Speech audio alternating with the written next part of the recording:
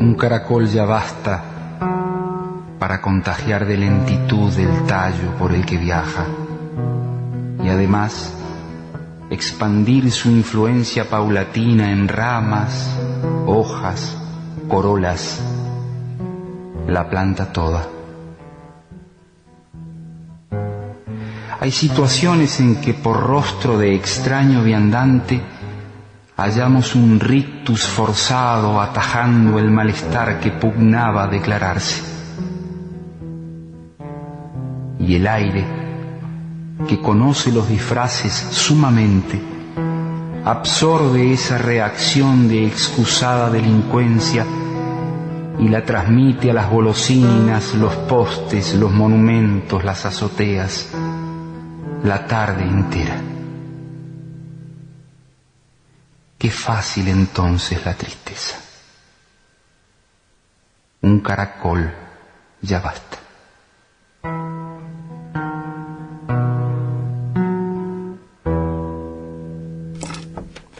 Bienvenidos a Radio Uruguay, 1050 AM, bienvenidos a La Máquina de Pensar. Estábamos escuchando al comienzo, en vez de la música que estábamos poniendo las semanas y los días anteriores, en el caso de ayer fue Leo Maslía, y ahora estamos escuchando un poema del poeta uruguayo radicado ya en Barcelona, Héctor Rosales, es amigo de La Máquina de Pensar, Un caracol ya basta, y se trata de una poesía dedicada a Julio Ricci, que es el autor de esta semana que estamos tratando de abordar, un autor casi invisible o quizás invisible. Para empezar, sus libros son inhallables o muy difíciles de encontrar.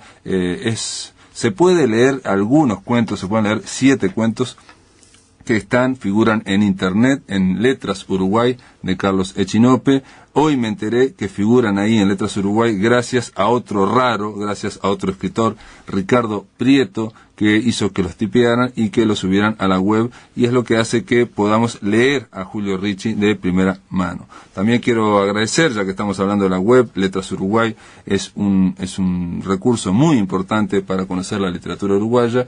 Quiero decirles que el blog de La Máquina de Pensar, que también es otro recurso para conocer la literatura uruguaya, tiene una novedad. La novedad es que hay un pintor, estamos poniendo, en realidad Andrés Capelán, que es el encargado de este blog, está poniendo pinturas de pintores uruguayos, y hay una, la que ilustra la semana de hoy, la dedicada a Julio Ricci y su galería de gelonios, es una pintura de Yamandú Cuevas, hecha expresamente para La Máquina de Pensar, o mejor dicho, para el blog de La Máquina de Pensar.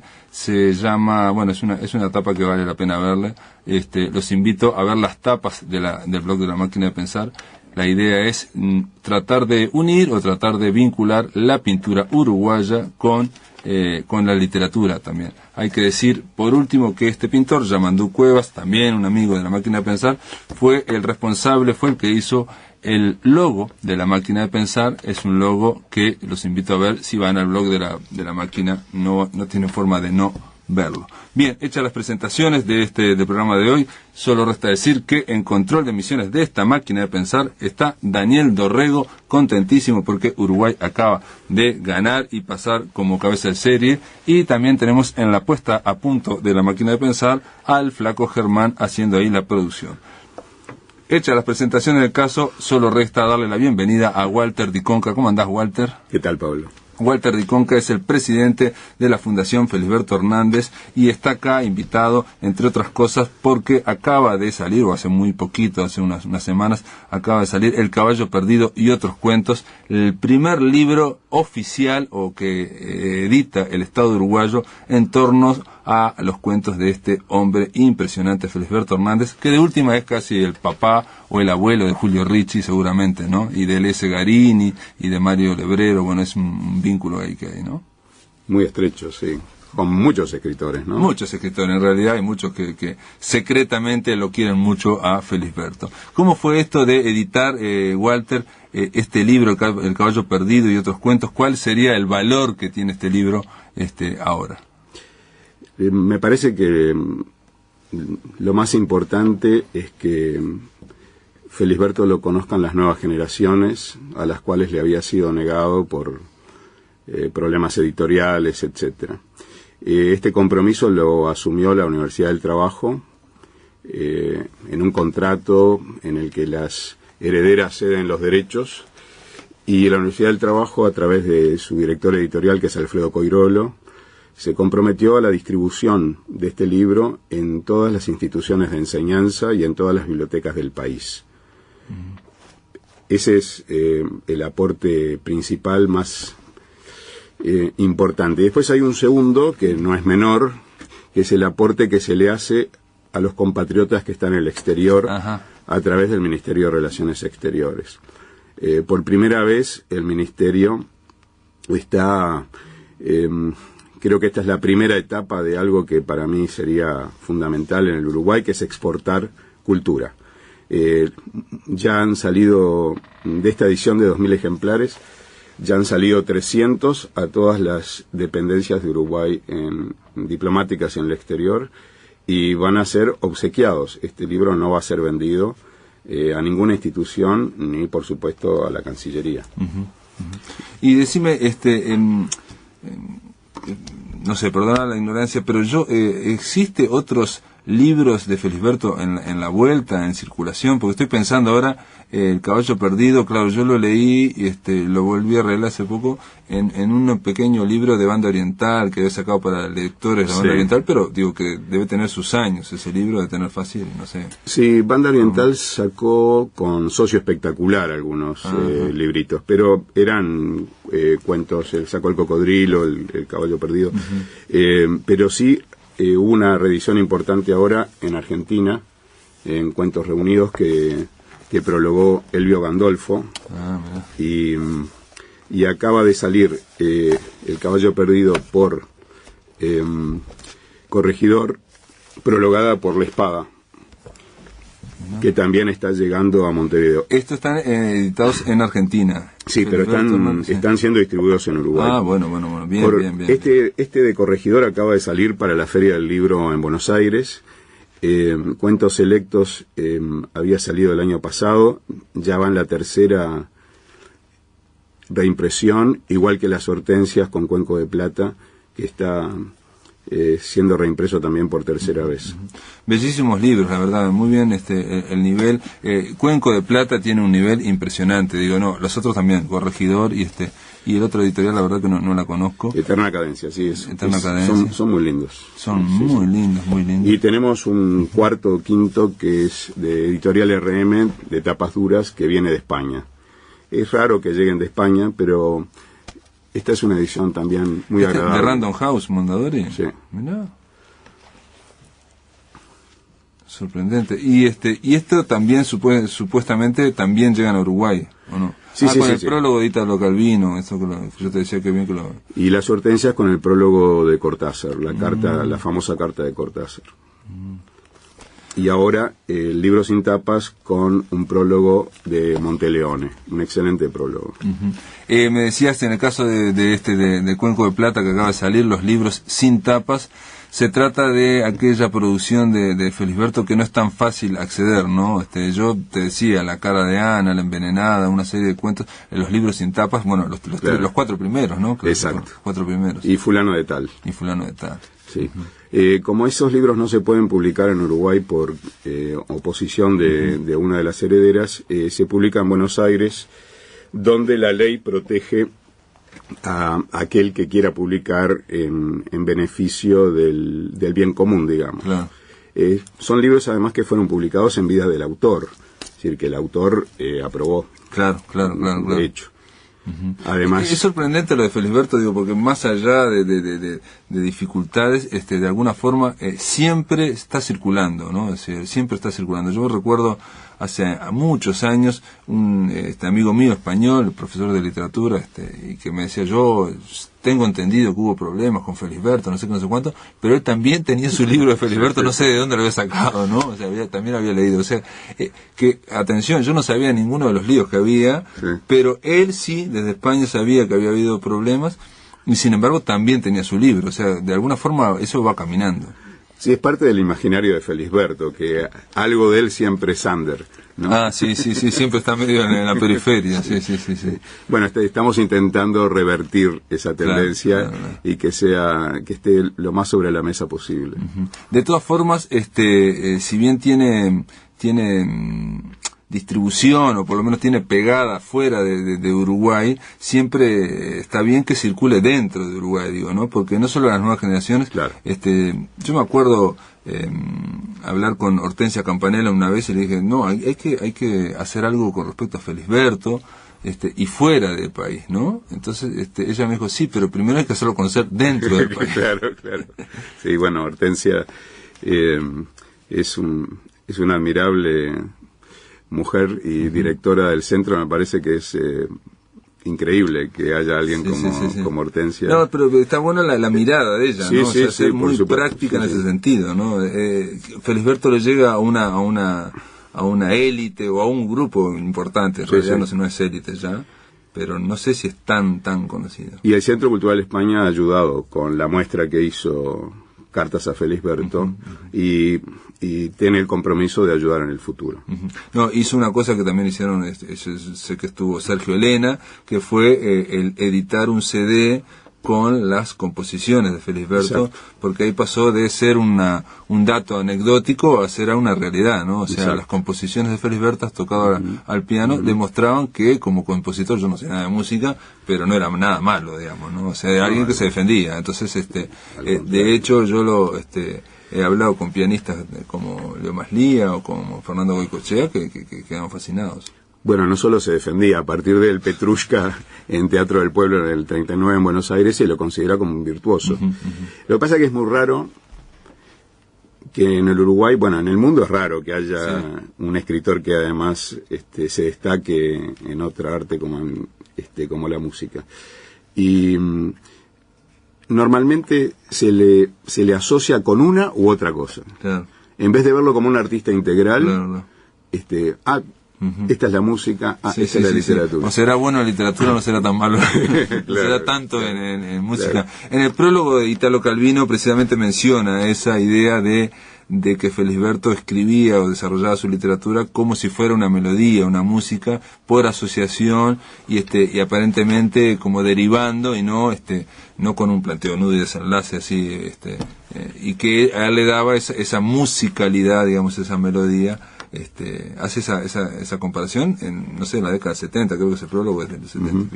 Hay un libro que me gustaría traducir, que es de Nora Giraldi, se llama Musique et Littérature, donde ella trata al extremo este tema, porque ella fue alumna de Felisberto, alumna de piano, fue la primera biógrafa de Felisberto, y editó en París este libro que es muy interesante, porque desarrolla toda una tesis en función de la música en la literatura de Felisberto. Mirá, a Nora Giraldi incluso la contactamos, pero no pudo. Es para Julio Ricci, para esta semana, porque es alguien también que ha producido, no mucho, pero ha producido ensayos críticos, pensamiento crítico sobre Julio Ricci, que es nuestro autor semanal. Pero es obvio que todo el mundo lo vincula de alguna forma con Felisberto. O sea, es uno de los raros, entre comillas, en esa categoría que tuvo éxito, la verdad, porque todos sabemos cuando hablamos de los raros que estamos hablando, ¿no? Sabes que ahora, justamente en la Fundación, estamos tratando de que libros como el de Chavarren y otros críticos como Jauvet y el que acabo de mencionar de Nora, los podamos producir en el Uruguay, pues son ediciones agotadas, claro, que despiertan mucho interés, y en la medida en que Felisberto está siendo más leído, también va a ser necesaria tener esa crítica, claro. Esa devolución. Es una lástima que no lo tengamos aún, pero ya lo vamos a tener. Ahora, esta crítica, estos libros de crítica, obviamente no tienen ningún problema de derechos y obviamente podrían producirse. Digamos, simplemente que hay que esperar el momento, digamos, en que haya editores interesados. Obviamente eso tiene que ver todo, ¿no? En la medida en que resurja el nombre de Felisberto. Atención, cuando digo resurja, en realidad me refiero a que se amplifique más aún el conocimiento, ¿no? Digo, Felisberto siempre está con nosotros. Sí, mira, hoy te quería contar que hay una herramienta de Google, hoy que estabas hablando del blog, que por cierto es muy bonito, el colorido que tiene el blog de La Máquina de Pensar es precioso. Hay una función en Google que es Analytics, y allí tú puedes ver quiénes ingresan a tu sitio, tiene un mapa donde te muestra los países. Argentina superaba de lejos a Uruguay en las entradas a Felisberto. En la web de la Fundación de Felisberto. Exacto, en la página oficial, digamos, de Felisberto. A partir de estas ediciones, de esta edición, Uruguay ha duplicado a la Argentina, y recuerda que tenemos 10 veces menos población. O sea que hay un resurgimiento interesante en el interés por Felisberto. Del libro que sacó la UTU y el Ministerio de Relaciones Exteriores. Exacto. Mirá vos. Eso tiene que ver con lo que dijiste al principio, al ser distribuido en centros de enseñanza, al ver, ¿no? Los gurises, mirá vos. Y que de que estos libros también se estén distribuyendo en Uruguay, ¿no? Porque había un vacío hasta ahora, y que viene a llenar Cuenco de Plata, RM, claro. Corregidor y Eterna Cadencia. Sí, que son, esos son libros muy bonitos. Ahora, el de la UTU y del Ministerio de Relaciones Exteriores, ¿se vende? ¿No sabes si se vende o solo se distribuye en centros de enseñanza? Hay un remanente que fue para la fundación, que sí se vende. Por supuesto, nunca vamos a cubrir los costos, porque viste que en Uruguay todo se hace a pulmón. Claro. Hay 54 fotos que fueron escaneadas, la edición fue cotejada con las primeras ediciones. Es un trabajo muy muy lento. Hay una biografía ilustrada al final con fotos y con dibujos que es muy interesante, digamos. Es una forma también de... Sí, hay algunas fotos inéditas. ¿Ah, sí? Sí, y algunos comentarios inéditos también. Y esperamos hacer un segundo tomo donde incluiríamos el resto de la producción de Felisberto. Bueno, muy bien, está hecha la presentación, El Caballo Perdido y otros cuentos de Felisberto Hernández. Se trata de la serie edición homenaje que está sacando desde hace tiempo el Ministerio de Relaciones Exteriores junto con la Universidad de Trabajo del Uruguay, junto con la UTU. Este caso es el volumen 26, le correspondió a Felisberto, El Caballo Perdido y otros cuentos. También está hecha la presentación de otros libros muy, pero muy lindos. La verdad que el Cuenco de Plata hace unos libros preciosos. Y en el caso de Felisberto ya es el segundo libro en el Cuenco de Plata. Sí, el primero fue Las Hortensias, y este es Los Libros sin Tapas, que aún no llegó a Uruguay. Está llegando en una semana, y esperamos poder venir a visitarte con el editor. Muy bien, sí. Edgardo Russo. Ya está invitado a este hombre, porque entre otras cosas Los Libros sin Tapas es una de las mercaderías que todo el mundo está esperando, ¿no? De Felisberto. Se trata de los libros, los 4 primeros que no circularon, o que circularon no en Uruguay al menos, ¿no? Sí, circulan en internet a precios imposibles. Bueno, sí. Bueno, Walter Diconca, te doy las gracias por haber estado acá en La Máquina de Pensar, y desde ya quedamos para hablar con el editor de Cuenco de Plata cuando venga por acá por el Montevideo. Las gracias a ti. En el aire de Radio Uruguay, La Máquina de Pensar.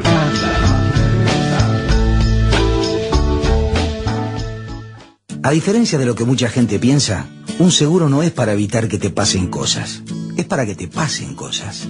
No estaría mal pensar un poco menos en la casa y un poco más en descansar, cocinar, jugar, leer, conversar, escuchar, celebrar en la casa. Por eso hacemos todo para que preocupación sea una palabra que traes al banco, pero que no te llevas. Banco de Seguros del Estado. En Uruguay, nadie te da más seguridad.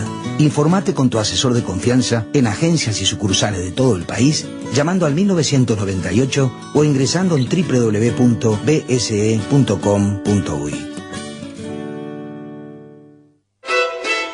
La Filarmónica presenta Bravo, adagio de la Sinfonía número 10 de Gustav Mahler y concierto número 2 para violín de Bela Bartók, dirigidas por Javier Loyoya Orbe, con el violinista Daniel Lasca. Miércoles 23 de junio, 19:30 horas, Auditorio Adela Reta. Entradas en venta en Red UTS y en boletería del teatro.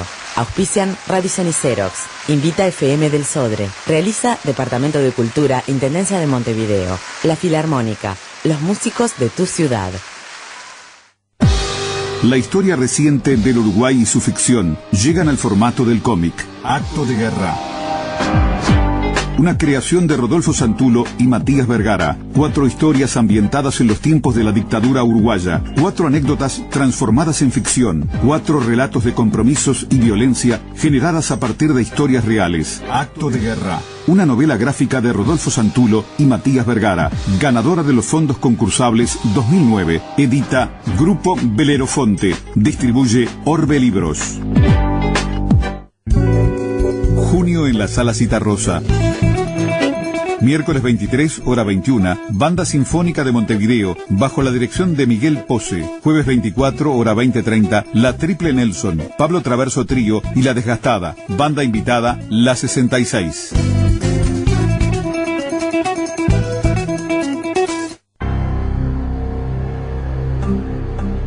Somos Radio Uruguay, 1050 AM, Montevideo, Uruguay, con su repetidora 103.9 FM en el departamento de Colonia.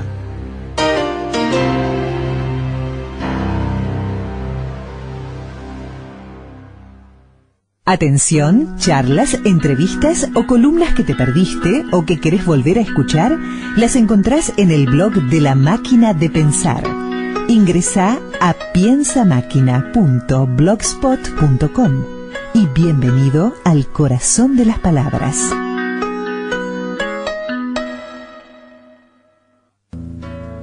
En la puerta del juzgado, los amigos, los parientes, a cual mejor empilchado, muy alegres y sonrientes, sin dientes, esperaban a los novios.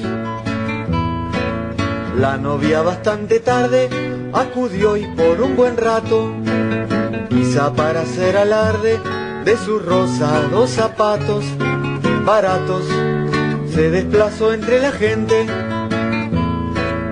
El novio no aparecía y miradas desconfiadas se intercambiaban las tías de la novia y las cuñadas, peinadas con bucles de circunstancia.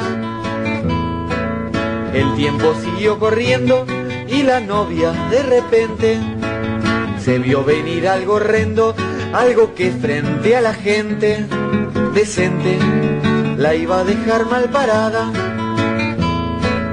Cuando se tornó evidente que el casorio no se haría, ya los menos indulgentes con chismes y habladurías vacías explicaban el suceso. A la novia por consuelo le insultaban, según creo, al traidor de sus anhelos por farsante y fariseo. Qué feo dejar tan mal a esta chica. Mas por dentro los presentes rumiaban insatisfechos. Ella prematuramente lo había llamado a su lecho. Bien hecho, que pague las consecuencias. De pronto llegó al juzgado una noticia funesta. El novio se había matado, hay velorio en vez de fiesta. Orquesta a cambiar de repertorio. El muchacho se había muerto en camino al casamiento, bastante cerca del puerto, en un choque muy violento. Lo siento, dijo el actuario a la novia. Fue un original velorio, masitas a troche y moche. La novia lloró el casorio, su padre lloró el derroche. Qué noche, qué mano para irse al mazo. Mas la chusma no perdona y entre pésame y vinacho, alguien mencionó la zona donde había muerto el muchacho. Me cacho, el novicio fue a entrenarse. Otro dijo que el finado, en un arrepentimiento, habría ido al puerto embalado para tomarse los vientos. Presiento que este fue su pensamiento.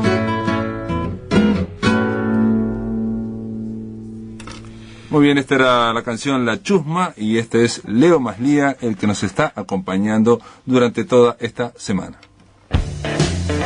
Una entrevista semanal para llegar al corazón de la máquina a través de una conversación íntima que busca la experiencia personal Los mundos compartidos en la geografía múltiple del arte y la vida. La máquina de pensar. Muestra los engranajes principales de una visión única, la de nuestro invitado de hoy. Bienvenidos al corazón de las palabras.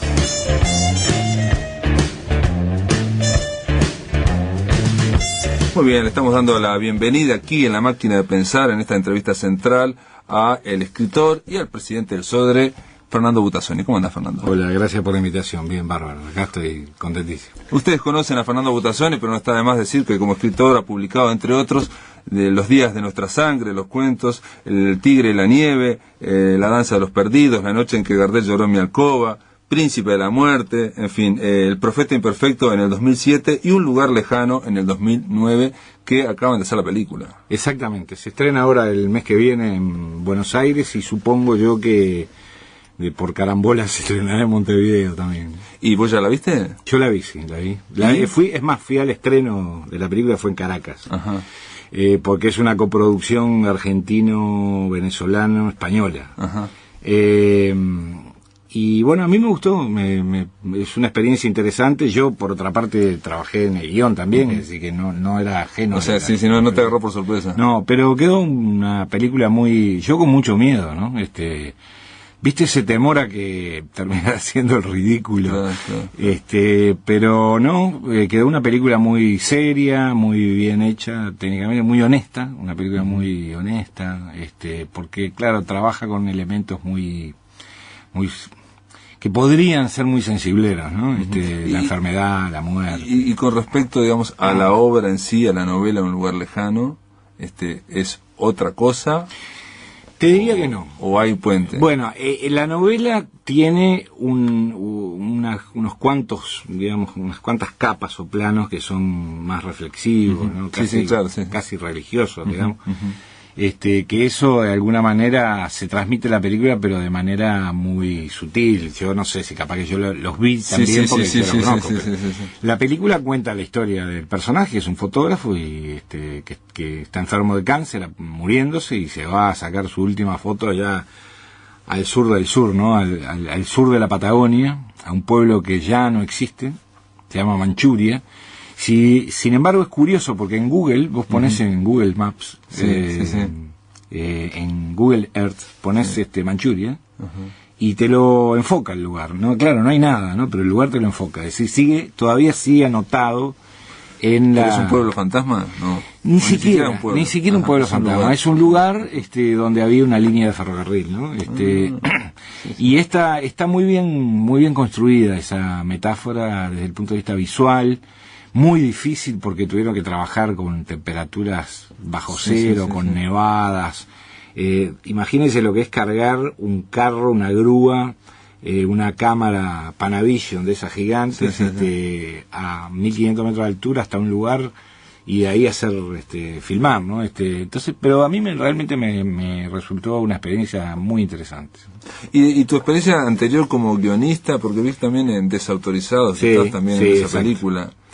Mira, el trabajo de guionista, no, lo han dicho muchos escritores antes que yo, ¿no? Es un trabajo complicado, un trabajo que también es frustrante, ¿no?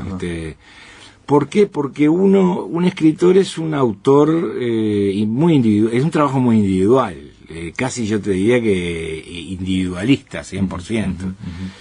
Uno va construyendo sus ficciones, sus novelas o sus cuentos, sus poemas, no importa, los va construyendo, yo te diría que en un mundo totalmente interior, ¿no? Vuelto hacia sí mismo. Y uno tiene que entender que el cine es un arte colectivo y es una industria. Es un arte colectivo en el cual cuando uno escribe una historia, cree que esa va a ser la película, ¿no? Después vienen los script doctors, que son los tipos que revisan los guiones y dicen, no, esto no camina, acá en el minuto 50 la película se cae, lo cambian. Y el director se cree que eso que tiene, que es con lo que va a filmar, va a ser la película. Pero después que el director filma, viene el editor de la película. Y el editor también mete mano. Y después viene el editor de sonido que le pone música y sonidos a fragmentos de la película que uno de repente los pensó y dice, no, esto no puede tener música. Claro, claro. Entonces, en realidad, el resultado final, si bien el director es el que maneja, tiene la batuta, es un producto que le pertenece a un colectivo muy grande de gente. Entonces, es una experiencia rara, también en el tiempo es rara, porque uno escribe un guión y la película se estrena 7 años después, por ejemplo. Yo ni me acuerdo de alguna historia que hay en alguna película. La verdad, sinceramente, no me acuerdo. Entonces, hay que tener un espíritu muy... es muy divertido escribir guiones de cine, muy divertido. Pero te diría que la diversión se termina cuando entregas el guión y chao. Digo, la parte posterior es muy fatigosa, muy engorrosa, muy aburrida, te diría, y es un proceso extremadamente largo. ¿Y vos asististe en el caso de Un lugar lejano al rodaje de la película? ¿Eso no? Fui a algunos momentos, ahora se empieza a filmar el 15 o 20 días en Buenos Aires, otro guión mío. Y ahí no solo voy a asistir, sino que voy a tener un pequeño papel. Un bolo, sí. ¿Y cómo se llama? Un cameo. Es una película que se titula Esclavo de Dios. Es una historia, digamos, son 2 historias absolutamente paralelas. Una de un palestino libanés, joven, que termina, digamos, involucrado en una organización terrorista, fundamentalista. Y otra historia de un judío extremista, fundamentalista, que termina involucrado con los sectores, digamos, más duros de los servicios de inteligencia israelí. Son 2 tipos de la misma edad que en determinado momento se cruzan en sus vidas en Buenos Aires durante los días del atentado a la AMIA. Sus vidas se cruzan, obviamente con 2 universos totalmente distintos culturalmente, con valores supuestamente opuestos, pero que al final terminan resultando muy parecidos uno al otro, ¿no? Esa es la historia, digamos, básicamente de la película. No, porque me acordaba, digo, con esto que estás contando de las dificultades que es llevar un guión por ahí. Hay una vez me acuerdo un artículo leyendo de este hombre, de Guillermo Cabrera Infante, que él había estado incluso en el plató con François Truffaut y con un montón de gente, ¿no? Y que decía, una frase que decía, un rodaje de una película siempre es un caos, pero ni siquiera es un caos ordenado, es un caos. Sí, claro. No, es terrible, sí. O sea, por la cantidad de voluntades, incluso estaba hablando de primer mundo, François Truffaut, pero que se refería más bien a eso que decís vos, de que la película quiere como vida propia. Claro, es que los cuentos de las historias, por ejemplo, que hacía Follner, que también tuvo que ser guionista. Sí, él decía las minas de sal, claro, a trabajar allá. Dalton Trumbo fue otro, es decir, son mundos muy complicados, ¿no? Muy competitivos, además, muy sangrientos, con egos gigantes, porque uno cree que el ego lo tiene solo los actores y las actrices. No, lo tiene también el director de iluminación. Dice, no, yo soy el mejor director de iluminación de América Latina, esto va acá, y el director de fotografía igual, y es terrible. Es bravo, Bueno, Fernando Butazzoni, te llamamos, la idea en principio era obviamente para conversar con vos, pero también para conversar del escritor que queríamos abordar durante esta semana, y que el esfuerzo en este caso, la idea es esforzarnos porque se trata de un escritor casi desconocido, casi invisible en Uruguay, es Julio Ricci, alguien que yo leyendo, produjo toda su obra entre el 70 y el 94, o sea, hay que ver en qué parámetros, y en Uruguay, digo, sin irse de Uruguay, ¿no? Julio Ricci es un tipo extraordinario. Yo lo conocí cuando volví al Uruguay, después del exilio, por allá por el año 86, 87, un día me fue a ver a Brecht. Él trabajaba todavía en el Banco Central, donde trabajó toda su vida. Me fue a ver, empezamos a conversar, a hablar de un tema, algún tema vinculado con la crítica. Él se sorprendió, me parece, de que yo conociera algunos autores que eran, digamos, poco divulgados, poco conocidos en estas tierras. Y empezamos a entrelazar una relación. Yo tenía una única referencia de él que me la dio, mirá vos, Hugo Achugar. que un día vino y me dijo, ¿vos conocés a Richie? Digo, no lo conozco, un escritor uruguayo, nunca había oído hablar de él. Léete este libro, y me trajo un libro de cuentos, yo no me acuerdo cuál era. Sí, pero son un libro de cuentos. Los Maniáticos, no me acuerdo qué libro. O El Grongo. El Grongo, sí. Y yo me acuerdo que, bueno, esos prejuicios que uno tiene, ¿no? Tipo nadie sabe, no lo conozco. ¿Quién te conoce? Ya veterano. Creo que era una edición de autor. Ajá. Porque él nunca estuvo, digamos, tampoco muy vinculado a las editoriales. Y la verdad que me senté a leer el libro y me lo leí de un tirón. Eran 8 o 10 cuentos, un puñadito de cuentos, realmente extraordinarios. Tenía un cuento, recuerdo particularmente, que me impresionó, que se titulaba Los domingos no almuerzo más en la casa de mi señora, que era la historia muy sencilla de un señor que se había separado de su mujer, un pobre nabo, un cornudo, que se había separado de su mujer, la mujer lo había echado de la casa, además, se había ido, pero él tenía ahí una especie de acuerdo con ella para ir a almorzar los domingos en familia, ¿no? Y es maravilloso porque ese mundo es casi, te diría que todo el mundo de Julio Richie, ¿no? Es ese mundo muy montevideano, pero a la vez es muy centroeuropeo. Él tenía una especial devoción por las literaturas nórdicas, por las literaturas eslavas, conocía muchísimo, era un traductor, un sí, aparte vivió en Alemania, en Polonia, en Suecia, estuvo... Y conocía detalladamente, creo que el espíritu literario de esos países. Claro. ¿No?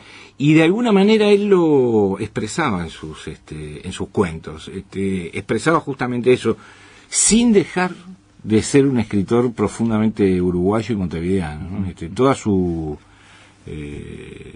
obra, su lenguaje, sus neologismos, que a él le gustaba mucho inventar palabras, ¿sí? Todos estaban teñidos por una pátina montevideana. Y sin embargo, yo le decía, y yo siempre lo traté de usted sabe, Richie, que a mí me da la impresión, es un efecto raro, de que estoy leyendo una traducción. Estoy leyendo a alguien que ha sido traducido al español del polaco o de alguna lengua, y él se sentía muy halagado por eso. Claro. Después seguimos la colaboración un tiempo, él tradujo un cuento mío al ruso. Eso te iba a decir, porque ayer hablamos con Fernando Ainsa y él quedó, que fue él trabajaba en Alfa, que fue el primer libro, Los Maniáticos, él tuvo cuando lo editaron, y que quedó sorprendido porque en París, estando con Richie, Richie se puso a hablar con alguien, una conocida de Ainsa, de la UNESCO, rusa, se puso a hablar en ruso fluido. No, él hablaba fluidamente varios idiomas. Los idiomas eslavos, si no los hablaba fluidamente, demoraba una semana en hablarlo. Él tenía la tesis, él era una especie de políglota, era un hombre muy raro. Sí, a mí Elisa Bloch me dijo también que llegaba a hablar hasta el turco. Sí, claro. Yo te digo lo que me dijo Elisa Bloch, que fue compañero de él también en el IPA, como docente de lingüística. Claro. Él tenía una tesis que era que cuando uno aprendía el cuarto o quinto idioma, ya después los demás eran muy fáciles, que era cuestión de entender 5 o 6 claves, practicar un poco y se podía prácticamente hablar, no sé si todos los idiomas, pero muchos. Con el piloto automático prácticamente. Exactamente. Muy bien, después de la pausa continuamos con Fernando Butazzoni. En el aire de Radio Uruguay, La Máquina de Pensar.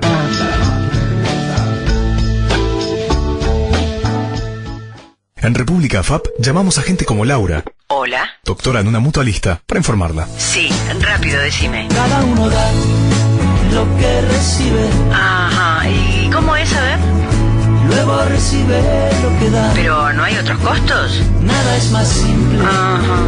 No hay otra norma. ¿Y la plata sigue siendo mía? Nada se pierde, todo se transforma. Hablemos. Con tu compromiso más el nuestro, vas a lograr la mejor jubilación. República AFAP. Más rentabilidad. República AFAP. Gana un país. Todos los lunes, a partir de las 21 horas, Radio Uruguay abre un espacio para mirar la realidad desde otra perspectiva. Bancada Femenina. El aporte y la visión de las mujeres que ocupan cargos de representación a nivel nacional y departamental en el debate de los temas que marcan el presente y el futuro de nuestro país. Bancada femenina. Con la conducción de Magela Camelo, todos los lunes a partir de las 21 horas por Radio Uruguay, 1050 AM y su repetidora en Colonia, 103.9 FM. Bancada femenina. Con otra sensibilidad. Para todo el país.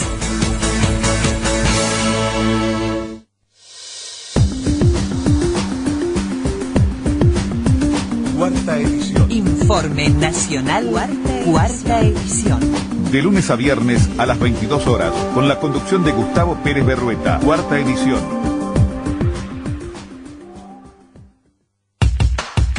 Convocatoria de ficción radial, premio Nelly Goitiño. La voz de Sánchez. Concurso de guión a partir de la vida y obra de Florencio Sánchez. Convocan Programa Laboratorio, Instituto Nacional de Artes Escénicas, Dirección Nacional de Cultura del MEC, en coordinación con Radiodifusión Nacional, SODRE. Busca las bases en www.cultura.mec.gov.uy y en radiouruguay.com.uy. Por contacto, laboratorio.mec@gmail.com. La voz de Sánchez. Hola, soy Andrea Davidovich, actriz de la Comedia Nacional, y te invito a ver Roberto Zucco, de Bernard Marie Coltés. Dirección, Alfredo Goldstein. Teatro Solís.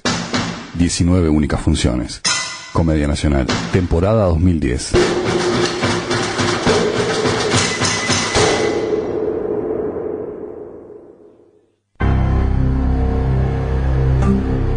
Somos Radio Uruguay, 1050 AM, Montevideo, Uruguay, con su repetidora 103.9 FM en el departamento de Colonia.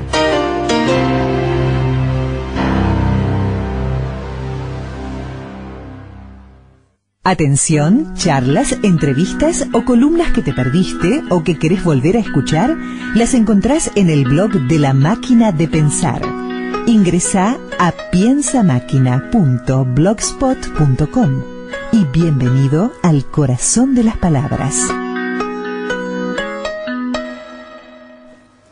Muy bien, continuamos aquí en La Máquina de Pensar con el escritor Fernando Butazzoni, presidente del SODRE. Estamos hablando de cualquier cosa, pero sobre todo a partir de Julio Ricci y más allá de la literatura de Julio Ricci, sí, que digo que está claro que es interesante, ¿no? Que es un tipo muy interesante, muy original. Uno se cuestiona por qué ocurren estos como vacíos o estos grandes, y yo no diría llamativos, pero silencios pétreos, ¿no? Sí, Estamos hablando de alguien que cuando decimos Julio Ricci, no lo conoce nadie. Es rarísimo, ¿no?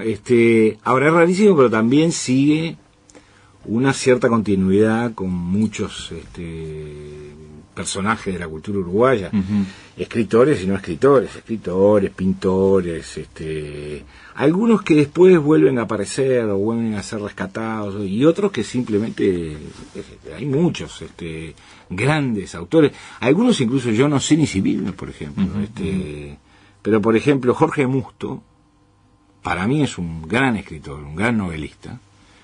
Yo no sé qué fue la vida de Jorge Musto, nunca más oí hablar de él.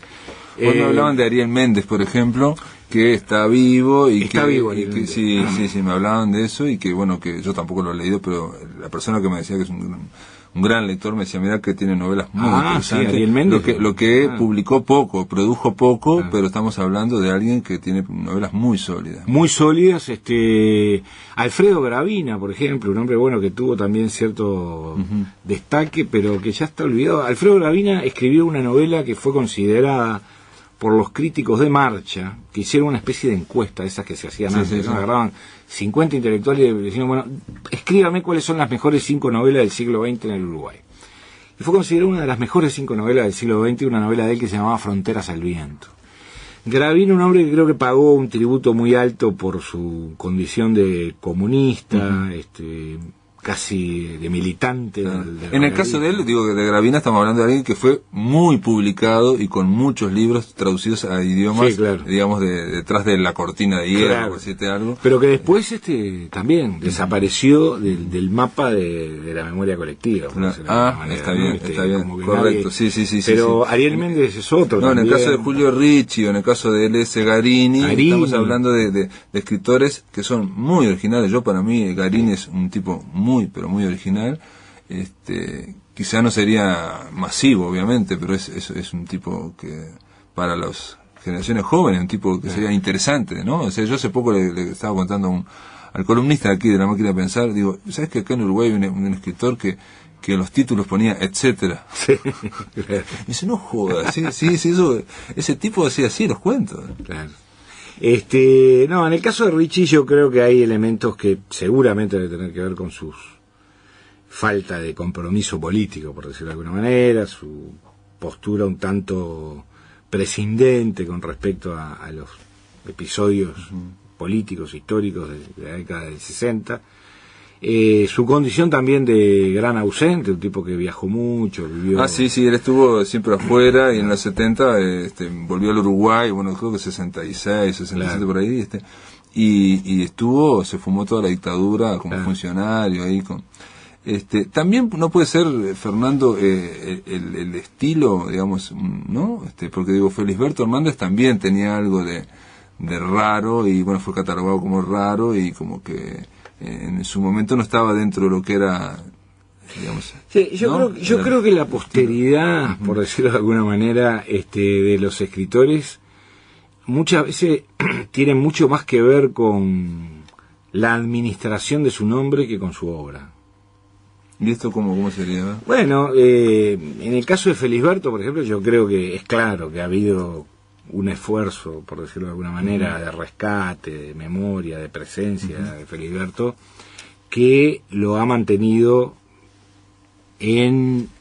arriba de la mesa. Sí, arriba de la mesa, broma. Sí. Ahora, yo no sé cuánta gente de la que camina hoy por la calle de Montevideo han leído alguna vez algún cuento de Felisberto Hernández. Sí, está claro.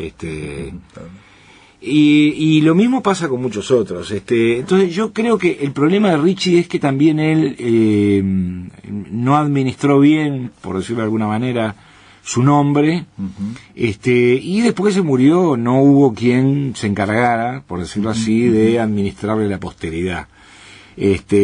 Ahora creo que hay un vínculo entre la exposición mediática y la fama, por decirlo así, y el rango de importancia que tienen los escritores, que para mí es muy nocivo, es muy negativo, es muy distorsionante de los valores culturales de una sociedad, y apunta hacia una especie de fenómeno de establecer una especie de rango ahí de popularidad, como una especie... ¿Te acordás del aplausómetro que usaba Cacho de la Cruz hace 40 años en su programa de televisión? Sí, ese modelo un poco hollywoodense, digamos, de una pirámide donde en la punta hay, digamos, unos 10 y abajo está todo el mundo. Claro, y esos 10 además están en la punta porque son los que tienen o mayor capacidad o mayor posibilidad o mayor encanto, charme para jugar con los medios masivos de comunicación, sobre todo con la televisión. Sí, a mí una vez hablando con un amigo que es amigo tuyo también, que ya le mando un saludo, con Mario Delgado Paraín, con el gran Mario, el negro decía que hay en Europa editores que se preocupan por la personalidad literaria del escritor, que yo no sabía lo que era, y la personalidad literaria sería, digamos, del perfil de difusión, ¿no? De marketing. De marketing, no la obra, sino construir una personalidad literaria que sea llamativa, digamos. Exactamente. Y bueno, en el caso de Julio Ricci, que yo creo que realmente es uno de los grandes escritores que tuvo el Uruguay en el siglo XX, con una obra más bien breve, hecha básicamente de cuentos, aunque también tiene algunos ensayos y algunos trabajos de lingüística. Creo que es un tipo de gran importancia que no era un tipo atractivo, era más bien viejo, común y corriente. Alejandro Michelena, hay un artículo Sí. en la web que habla de la personalidad, un artículo sobre la personalidad, y estamos hablando de alguien que era amigo, que era de la Peña del Mincho, y dice que tenía una personalidad muy Oscar, ¿no? Sí. Muy agresivo y muy Oscar. Ahora es raro, porque él dice era, Alejandro Michelena. es raro, porque él era hosco y agresivo, irónico, pero con sarcástico. los amigos, a mí, por ejemplo, yo, Eso no lo viste, para mí tenía una relación conmigo, no, yo lo veía, sí, pero conmigo, con los que lograban penetrar el chaleco antibalas, Sí. era un tipo entrañable, era un tipo que tenía un sentido del humor rarísimo, era un tipo que tenía una cultura enciclopédica, era una especie de Borges. Claro. Era muy borgiano, no por cómo él viera la literatura o eso, sino por esa especie de vínculo que él establecía permanentemente entre los libros y la vida y la gente, y de repente se detenía en un verso de algún poeta checo, y lo daba vuelta y decía, vamos a analizar este verso. Un tipo realmente muy curioso, de esos que fueron quedando poco y que ya, hay muy pocos realmente, ¿no? Sí, una especie de erudito como Borges. Obviamente cuando yo hablaba con Lisa Bloch de Béjar, también decía que ella estaba fascinada de la cultura inmensa que tenía este hombre. Me encontré en la web, te cuento nada más, los cuento a los amigos, que encontré buscando cuentos de Julio Ricci, encontré un cuento donde Julio Ricci es protagonista, junto con Borges, en Argentina. Y está escrito por aparte se llama El enigma de Reginald Savage, y está escrito por alguien que se llamaba Clark Solchev. Entonces dije, esto Clark Solchev no existe, es un, ¿no? Yo no lo conozco. Parece un polaco norteamericano, no sé. Bueno, hablando con Fernando Einz ayer, dice que él tiene un libro de Clark Solchev, es un docente, un crítico, y escribió un libro sobre Julio Ricci, o escribió un ensayo sobre la literatura de Julio Ricci. Bueno, Marta Canfield es otra También. especialista que ha estudiado su obra. Te diría que Ricci tiene una masa crítica de expertos, especialistas, estudiosos y entusiastas muy importante. Afuera, mucho más importante que muchos escritores vivos y supuestamente significativos, digamos.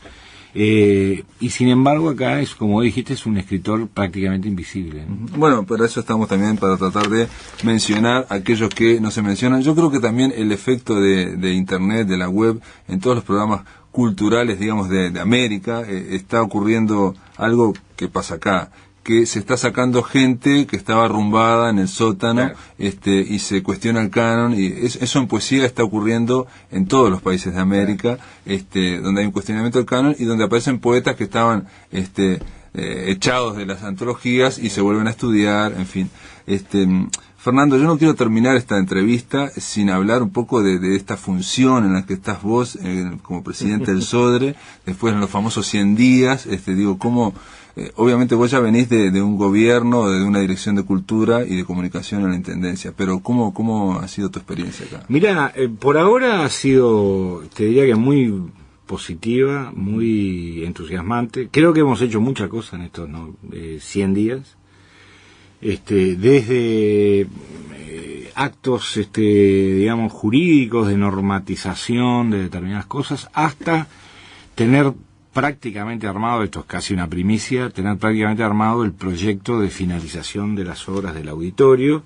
Como todo el mundo sabe, el auditorio tiene áreas muy importantes, alas de salas de ensayo, de oficinas, de talleres, que estaban sin terminar. Bueno, tenemos prácticamente armado el plan, el cronograma para terminarlo. Yo calculo que a mediados del año que viene eso va a estar absolutamente terminado, todo el edificio. Es un edificio, estamos hablando de 3 hectáreas de edificio, para que tengan una idea, ¿no? Eso de superficie estás hablando, de la superficie del edificio. Exactamente, son 3 hectáreas de edificio, todo con la última tecnología, ¿no? Es un edificio que es modélico en América. Hace muy poco vino un gran director de musical, director de orquesta brasileño, Roberto Tibirizá, que ha tocado en los lugares más importantes del mundo, que lo vamos a tener el mes que viene seguramente tocando con la Orquesta Sinfónica, y decía, la sala es magnífica, es extraordinaria. La acústica, el otro día estuvo Yo-Yo Ma, y la acústica era extraordinaria, ¿no? Es decir, es una sala muy importante. Y hemos avanzado mucho en cuestiones vinculadas con el armar la estructura para que el Sodre pueda ir al interior, cosa que ya habíamos anunciado el día que asumimos. El Sodre no puede ser un instituto solamente montevideano, tiene que tener contacto, vínculos y actividades culturales con todo el interior, no solo con las grandes ciudades del interior, sino también con las pequeñas ciudades, los pueblos. Hemos armado, como todo el mundo sabe, una estructura nueva en el Ballet Nacional. El Ballet del Sodre tiene no solamente un director artístico de gran prestigio mundial como es Julio Boca, sino que tiene un cuerpo de baile muy importante, al que se le han agregado ahora más de 20 bailarines y bailarinas que fueron llamados a través de una audición internacional, primero hace muchísimos años que se hace en el Uruguay. Vino gente de España, de México, de Brasil, de Italia. Bueno, con eso se terminó de conformar un cuerpo de baile, pero no solo eso, sino que tiene una estructura de gerenciamiento. El Sodre ha promovido una política de patrocinios privados para poder contribuir. Estamos terminando el proceso de vincularnos con una fundación, la fundación que se va a llamar Pro Sodre, que va a actuar, por supuesto que de manera independiente, pero muy vinculado al Sodre. Es decir, son 100 días que te diría de una enorme actividad, ¿no? Muy positiva. Porque yo pienso también, cuando entró Nelly Goitiño, que había como un gran, digamos, una gran meta, un gran objetivo, que era el famoso del edificio, sí, claro, que, acá has costado pero que eso, de alguna forma, en esta gestión se va a terminar, y ahí está el tema de, no sé, del gerenciamiento, y después de qué otras metas. Yo creo que el Sodre, las metas que tiene que fijarse, están vinculadas con su modernización no solo desde el punto de vista técnico, esencialmente de su modernización institucional, ¿no? Es decir, tiene que ser una institución moderna, eficiente, en la que se trabaje, que sea realmente una fuente que irradie administración cultural y hechos culturales hacia todo el país, y que sea lo que fue hace 40, 50 años, que en todo el mundo se sabía que en Uruguay el Sodre era una institución en la que tocaban, cuando vino Yo-Yo Ma se quedó asombrado al póster que está